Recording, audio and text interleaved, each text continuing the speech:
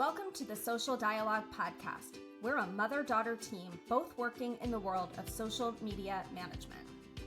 Join us as we share our different perspectives on life today, including trends, fashion, friendships, and career, and how social media impacts it all. Together, we bring two perspectives to one conversation. I'm Shane. And I'm Jenna. And we're excited to bring you this new episode of the Social Dialogue Podcast. Okay, I think we're recording. It's our first podcast. So here we are with the Social Dialogue. I'm Shane.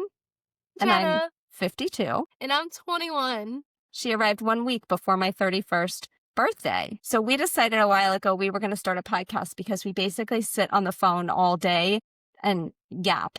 Even when we're both working, we're on FaceTime, both working and not even talking to each other. So we both work in social media. One of us is mid-career. I launched my business in 2008. I own a small agency where we do outsource social media management for small businesses. And Jenna is a senior in college getting ready to start and launch her career in a similar industry. But Bigger. You're looking more for bigger companies, right? That's the And more, I prefer in-house, but anything's possible right now. But be specific in what industries. Beauty, retail. Maybe I'll dabble in food a little, but The things you know and love and are good at. Yeah. Right? Yeah. Okay. So we thought our first episode would be all about heading to college. As Jenna is wrapping up, she's in that last year, senior year, getting ready to look toward graduation. Her brother is a freshman at a different university. And we know lots of people his age who are also freshmen. And we know some of them have adapted quite well, like her brother. Thank goodness. And some of them, it's taking so much. He's doing fine. Don't do that. Don't stress me out. There are things I don't need to know. He's doing great. no, there's nothing new. Jenna. He's just a hot mess. He isn't a hot mess. He's doing fine. Really. He's juggling more than he's ever had to juggle before, and he's handling it. This isn't about him. He doesn't want us talking about him. But we know that not everybody has an easy adjustment to the first year of college, right?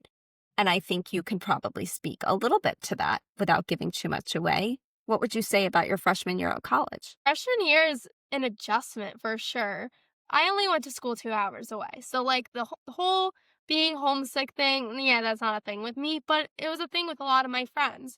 And I also think that you're kind of juggling a lot. I juggled a little less than my brother, but classes, making friends, trying to eat on your own for the first time and planning your own meals. It's doing your laundry, like those small little things start to add up. And then on top of that, you're in a completely new environment. You're trying to make friends. You sit on social media all day and all your friends are just like having the best time ever. And you're like, why is that not me?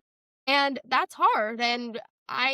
But are they actually having the best time ever? Well, that's the thing. Social media is the biggest highlight reel ever, especially Instagram your freshman year of college. Everyone's like, I remember posting hashtag I love college for the first 3 Instagram posts of my freshman year. And then 2 months later, I was crying. So life happens. And when you see on social media that people are having the best time, that's because they took a group picture, posted it, and they say they're having the best time just so no one asks questions, just so they look good online. Right. We just talked about this the other day when I saw a friend who lives out of town. Her daughter's a freshman somewhere, and she literally said to her mom, all of my high school friends have adjusted. They found their people. They're all having so much fun. And we both said, that's a highlight reel. That's not true. You took a photo with some cute girls at the tailgate. That doesn't mean those are your people. They're not your bridesmaids. They're not necessarily your pledge sisters. They're just people you met in the dorm and went to the tailgate with. And I think, kind of watching you learn that and develop how to make quality friends. And I have watched you over these 4 years and you've worked at it. And, you had some struggles in high school because you had high expectations of the people that you went to high school with, and they didn't necessarily meet those expectations.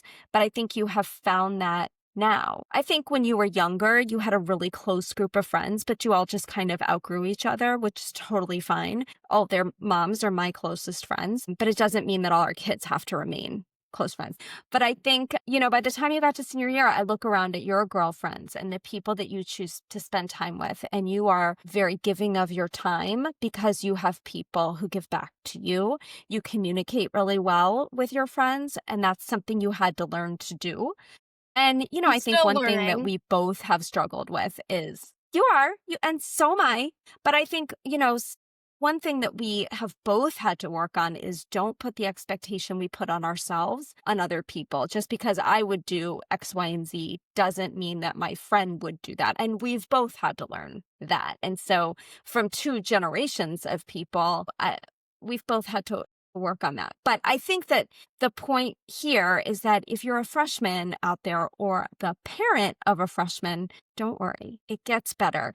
And, what I was talking about with my friend the other day, and, my friend, she and I were best friends freshman year. And by senior year, had a huge falling out and didn't speak for 6 years. We should bring her on the podcast to talk about it. For sure. Because it is the greatest story of forgiveness and friendship. But I said, you had the inverted situation. Like freshman year wasn't so great. It wasn't terrible by any means, but it was, there were some challenges. But by senior year, my goodness, it's such a difference. And you really, know who you are. You know what you expect of your friends. And it's really it's a beautiful thing to watch. And I love your friends. I text them. You know that. I think my mom likes my friends more than shout out me to the girls. sometimes. Like, I swear, I think No, sometimes that's not that true. she's conspiring against me, and she'll text certain people about things, but before she texts me, like, I think she's conspiring against me that sometimes with my friends. I'm not going to text you about political stuff. That is for me and Rachel. So that's that. Shout out Rachel. Because I know you're not interested in that, but I know that Rachel is.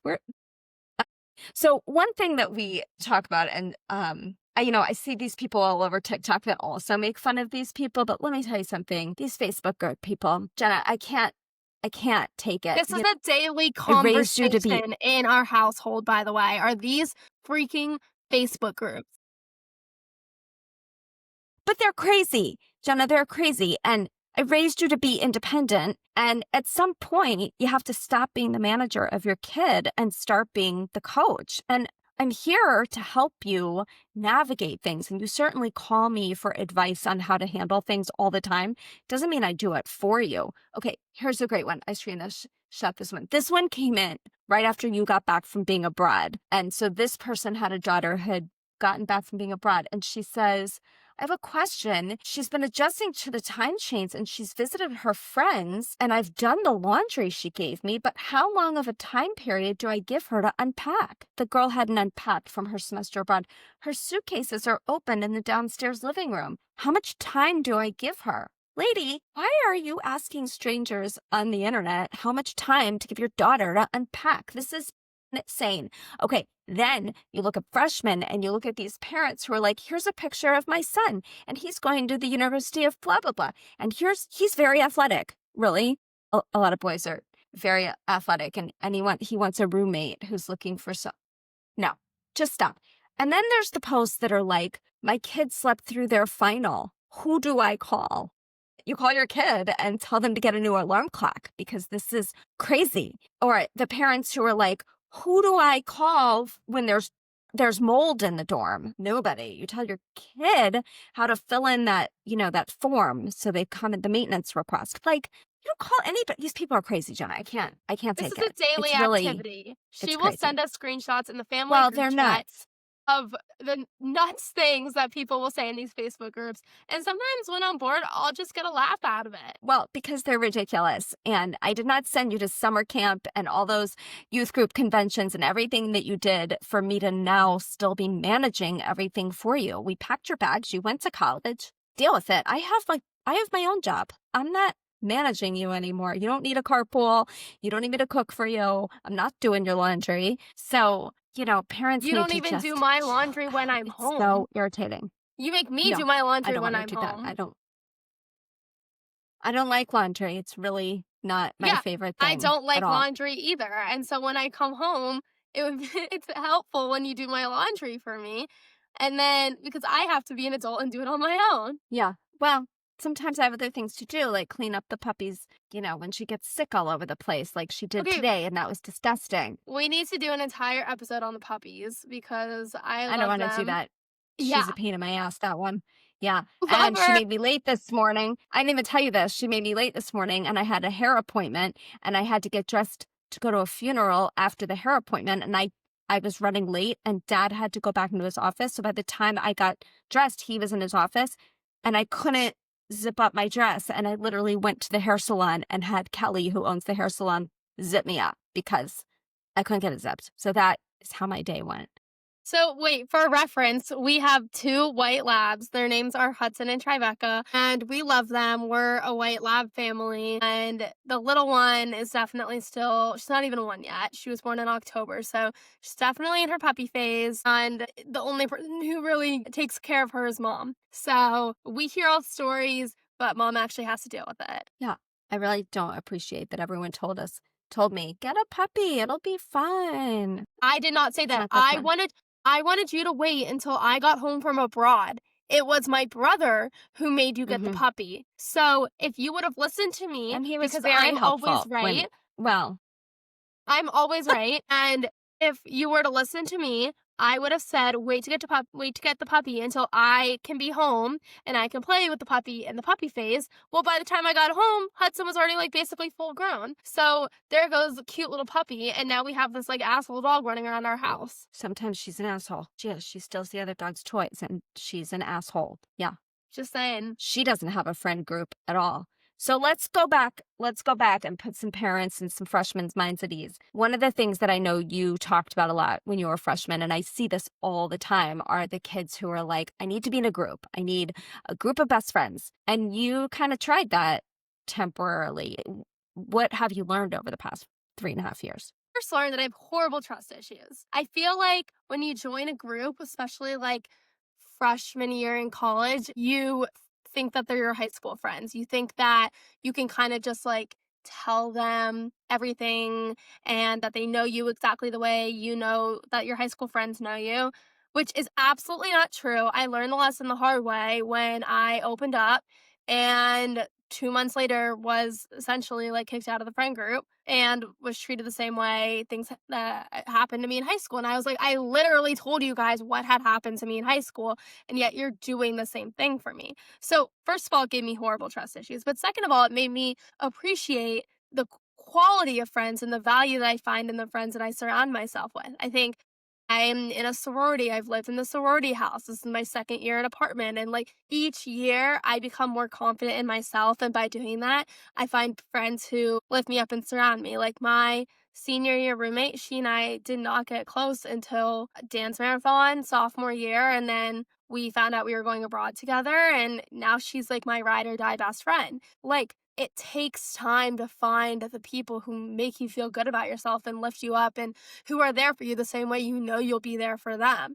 Yes, if you're in a sorority, you'll have your big, you'll have your little, you'll have the girls in your house, but you can have other friends besides the friends in your house. I have friends in the house that I love and I value as friends, and I see them a lot, but I also have friends outside of my house. And I think it took me a really long time to find quality friends. So don't expect it to just happen overnight. Sometimes you can get lucky, and sometimes your freshman year roommate is your maid of honor, But not everyone is like that, and don't expect yourself to be like that. It takes a lot of years.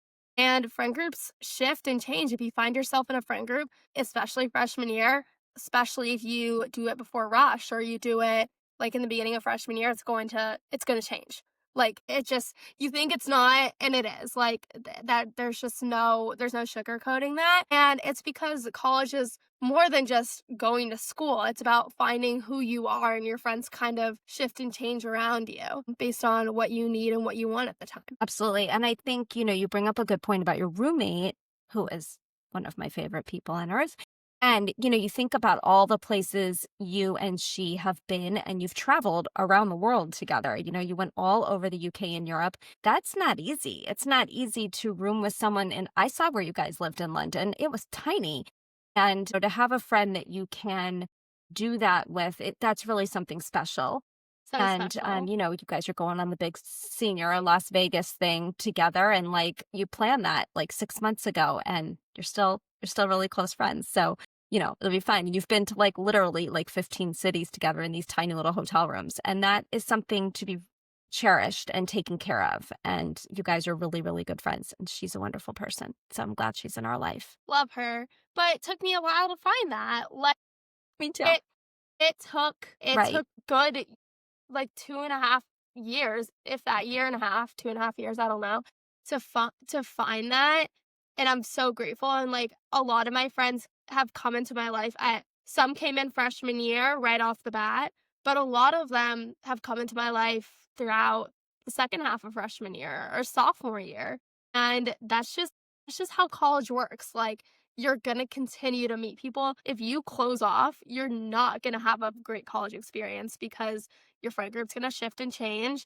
And then you're left with no one. And while schools are big and campuses are big, they're actually pretty small. And people group up and people become cliquey and they don't let you in. And like, it's so hard to find your people on such a big campus because everyone knows each other, which is so weird to say. Like, you would never think that when you go to a big school, you're like, oh my God, like, I'm so excited to be a fly on the wall to run into no one. No, you run into everyone and people will click up, and it's just how it happens. So, like, don't close yourself off. Continue to meet other people. Continue to get involved in any way you can. I'm like an active member in my sorority, but I also am involved in dance marathons. So, like, find ways to get involved and your friends will follow you. I think as we go back to that conversation about social, you and I both work in social, so we see some positives of it. There are certainly some things, and we'll get into that at some point, and hopefully you will have a full-time career in it within a year, which would be great.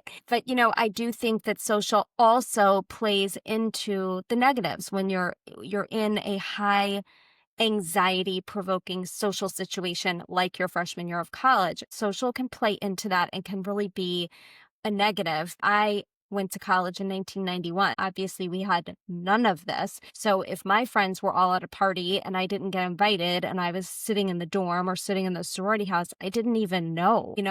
I might find out later, but I didn't know I wasn't included because there was no evidence of it. There were no pictures of it. There was none of that. And it was really a very fortunate time to be in college. And I feel for your generation because everything you do, I mean, from the snap map to the, this for you, this started in fourth grade. There was a birthday party. You weren't invited to it. You saw it on Instagram. You weren't even supposed to be on Instagram yet, but I let you do it. And, that's kind of when it all started and the feeling left out and all of that. And it's really a hard way to grow up. And I wish there were more controls on it. I think there are now for kids who are in fourth grade or so. I think that there's more controls on it. But your generation was like that first generation coming up and having to deal with this. And it made those high anxiety situations worse. And, no wonder a lot of people your age are on meds and have anxiety. It makes sense. And so I feel for everybody your age. I do think, though, and we can get into this on a future episode, there are things that your generation does much better than mine as far as social media goes. You guys know not to post every single thing, whereas my generation is like, here I am at 8 a.m., here I am at 9 a.m. I mean, Or out of control. commenting How on much everything. Like, commenting? yeah, the Yeah. comments are huge. Like, I love my family so dearly. Don't need comments on everything. Yeah, I'm very careful just to like your stuff because I do love to see it. And when some TikTok video pops up that you made, I love to see it because I know you're there Well, with one of you your can friends. text me But it's very rare that I individually. would comment. You can say, Yeah, oh my yeah. God, Jenna, It's I very love rare that I this. would comment. Yeah.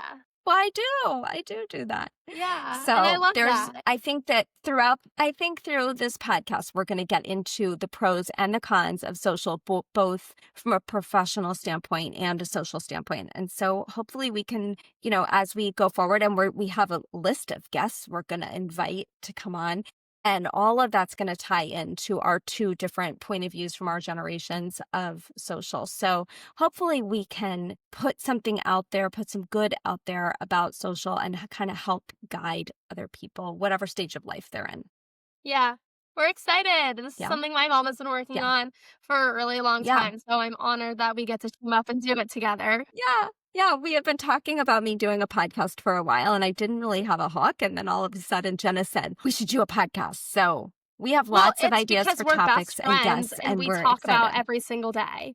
Like, we are literally on the phone constantly. We do. Most of it is because of me. But sometimes she'll call me and it's very exciting. And I'm like, oh my God, you actually want to talk to me. So maybe talk to you. Yeah. I do. Sometimes I need your advice. Like when I have to do my hair because I don't know how to do my hair and I need you Yeah. FaceTiming to tell me if I'm doing it right. So, yeah. All right. Well, I think this was a really good first episode. I'm excited to keep going. Once we get a few banked and we kind of know what we're doing, then watch out. We've got our list of people we're going to invite to come on, and I hope we can book some people up quickly because it's going to be a lot of fun. Yeah. So stay tuned and I subscribe. guess that's it for the I don't first one. know. I've Yeah. never And subscribe. Yeah, I don't really know how to subscribe because I listen to probably 2 podcasts, but Mom knows how to subscribe, so make sure to subscribe so you can stay People out there updated. listening know how to subscribe and rate and review too.